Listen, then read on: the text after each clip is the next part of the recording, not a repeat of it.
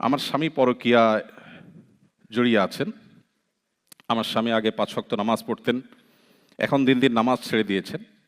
মিথ্যা বলা, নিজের বন্ধুর স্ত্রীর সাথে অবৈধ সম্পর্কে জড়ানো, সব কাজই তিনি করছেন। এগুলোকে সে বলে সেই প্রথম না যে এই কাজ করছে, এবং সে যা করছে তার জন্য সে অনুশোচনা বোধও করে না। তারপরে সন্তানের দিকে তাকিয়ে আমি একত্রে আছি। জানুয়ারিতে আমার ছেলের বয়স ১৭ এবং মেয়ের বয়স 10 হবে। আর সে আমার সাথে একসাথে থাকি, কিন্তু আমাদের মধ্যে কোনো শারীরিক সম্পর্ক হয় না। মাসের পর মাস আমরা এভাবে দিনাতিপাত করছি। এক্ষেত্রে আমার করণীয় কি, আর কোনো আমল আছে কিনা যা করলে আমার স্বামীকে আল্লাহ হেদায়েত দান করবেন? প্রথমে সমবেদনা জ্ঞাপন করছি আমাদের এই বোনের প্রতি, যে বোন অন্যরকম এক মনোবেদনায় ভুগছেন, যেটা বাহির থেকে মানুষ হয়তো উপলব্ধি করতে পারবে না। এরপরে কথা হলো যে কোনো মানুষ যদি পরকীয়ায় লিপ্ত হয়, ইসলামের দণ্ডবিধিতে যদি কোথাও ইসলামী শরিয়া প্রতিষ্ঠিত থাকে, তো ইসলামী দণ্ডবিধিতে সবচাইতে ভয়াবহ এবং সবচাইতে নির্মম শাস্তির কথা বলা হয়েছে যে অপরাধের কারণে, সে অপরাধের নাম হলো এই পরকীয়া।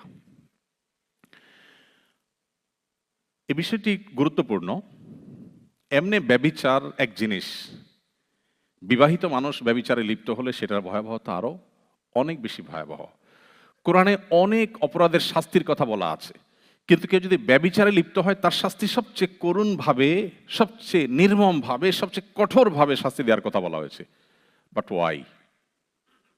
দুজন মানুষ নিজেদের সম্মতিতে এই অপরাধ কর্ম, এই গুনাহের কাজে লিপ্ত হয়েছে, তারা তো কারোর ক্ষতি করছে না।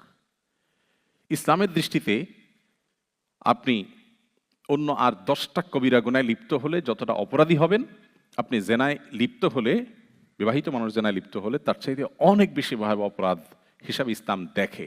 কিন্তু কেন?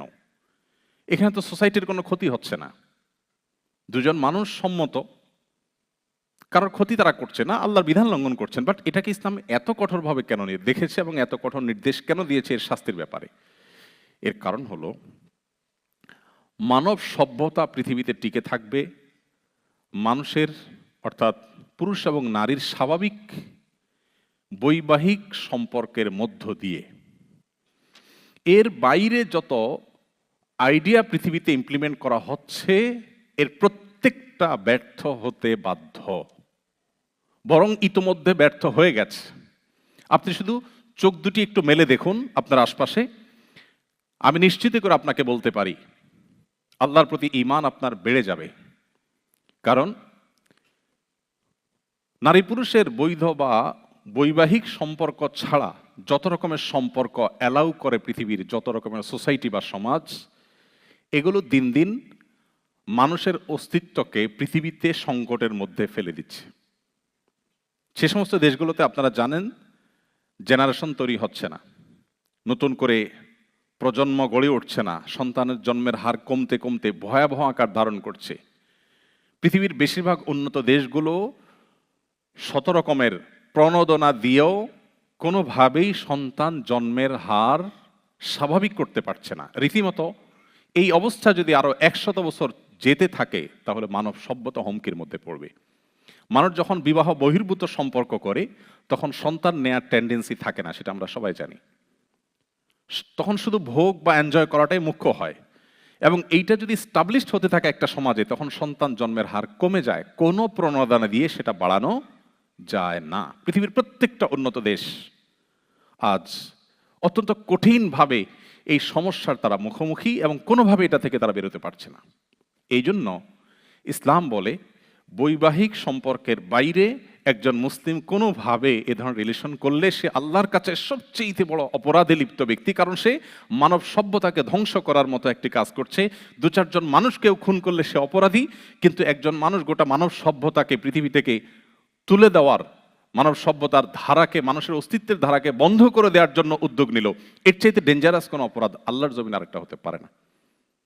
এই জন্য একটি সাইক্লোনে, একটা ঘূর্ণিঝড়ে, একটা ভূমিকম্পে, একটা প্রাকৃতিক দুর্যোগে 200-400, 2-4 হাজার, 2-4 লাখ, 2-4 কোটি মানুষ যদি মরে যায়, পৃথিবীতে মানুষের অস্তিত্বে সংকট দেখা দিবে না। বাট মানুষের বৈবাহিক শারীরিক সম্পর্ক, এটার বাইরে অন্য যত মেথড, পদ্ধতি, উপায় আছে, সেই পদ্ধতিগুলো যদি মানুষ অ্যাপ্লাই করতে থাকে, একটা সময় পৃথিবীতে মানুষের অস্তিত্ব হুমকির মধ্যে পড়বে, যেটার আলামত ইতিমধ্যে আমরা দেখতে পাচ্ছি। এজন্য এটা জঘন্য অপরাধ। জীবন প্রশ্ন করেছেন, তাকে বলতে চাই, আপনি কি করবেন? উত্তর হলো,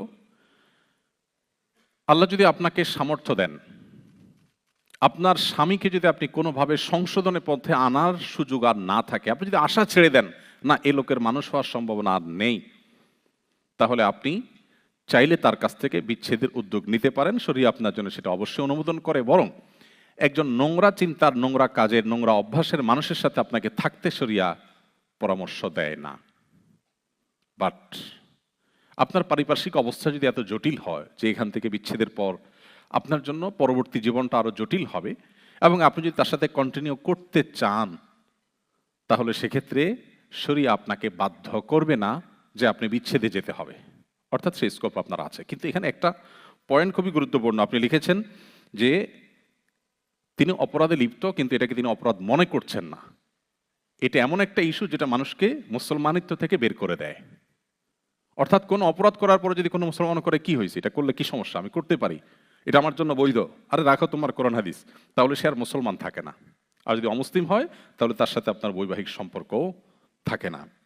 এই জন্য বিষয়টাকে আরো ক্লিয়ার করবার জন্য আপনি কোনো দক্ষ আলেমের সাথে দেখা করে কথা বলতে পারেন। আপনাদের জানিয়ে রাখি, প্রসঙ্গত আসুন্নাহ ফাউন্ডেশনে আমরা নতুন করে গত কিছুদিন থেকে কল সেন্টার চালু করেছি। একদল দক্ষ আলেমকে প্রশিক্ষণ দিয়ে আমরা আলহামদুলিল্লাহ সকাল 8টা থেকে, বাংলাদেশ সময় সকাল 8টা থেকে রাত 10টা পর্যন্ত এই পুরো সময় আমাদের অফিসের নাম্বারে ফোন করলে যেই কোনো মাসআলার জানার জন্য দক্ষ ওলামা ইকরাম অপেক্ষা করেন এবং তারা আপনাকে সমাধান দিবেন। এবং এটাকে আমরা 24 আওয়ার্স সার্ভিসে নেওয়ার চেষ্টা করছি। সেই সাথে এখন আর্টিফিশিয়াল ইন্টেলিজেন্স বা এআই এর পৃথিবী, তো আমরা একটা কাস্টমাইজ এআই এর একটা ডেভেলপমেন্টের কাজ শুরু করেছি। আমরা আশা করছি 7 থেকে 8 মাস সময় লাগবে। এরপর ইনশাআল্লাহ আপনাদের প্রশ্নের উত্তরগুলো সারা পৃথিবীর যে কোনো দেশ থেকে যে কোনো ভাষায় প্রশ্ন করলে সেটাকে আমরা সঠিক উত্তর দেওয়ার জন্য আমরা এর সে ভার্সনটাকে ট্রেন আপ করে আমরা রেডি করছি। আশা করছি সেটা ইনশাআল্লাহ নতুন একটা দিগন্ত উন্মোচন করবে অন্তত বাংলাদেশি ভাই বোনদের জন্য ইনশাআল্লাহ।